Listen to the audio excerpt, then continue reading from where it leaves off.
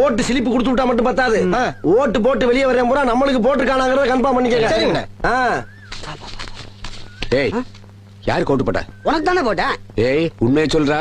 சத்தியமா உனக்கு தானே போட்டேன். சரிப்பா. டேய், அப்படியே பின்னால வா. யாருக்கு ஓட்டு போட்ட? உனக்கு தானே போட்டேன். உண்மையை சொல்லு. சத்தியமா உனக்கு தானே போட்டேன். அந்த ஆள்கிட்ட என்ன சொன்ன? அவனுக்கு போட்டேன்னு சொன்னேன். ஏன்ட்ட என்ன சொன்ன? உனக்கு போட்டேன்னு சொன்னேன். இதுல எதுல உண்மை? ரெண்டும் உண்மைதானே. என்னடா சொல்ற?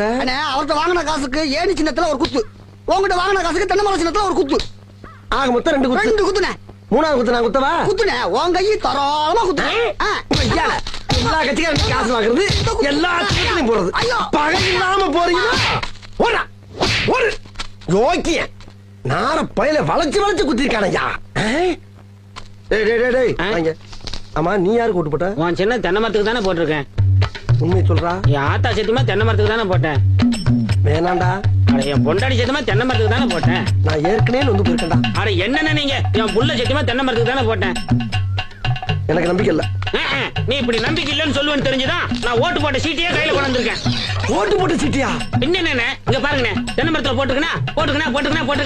அட, என்னென்ன நீங்க எத்தனை வருஷமா நீங்க கெஞ்சிட்டு இருக்கீங்க தென்னை மரத்துல போடுறான்னு. நாங்க நினைவு இல்லாம இருக்கோம். 17 வருஷமா தென்னை மரத்துல தானே போட்டுக்கிட்டு இருக்கோம். நாங்கெல்லாம் வாக்கு மாற மாட்டோம்னே. 17 வருஷமாவா? அப்ப 17 வருஷமா கொண்டு போயிட்டா இருக்கியாடா நீ?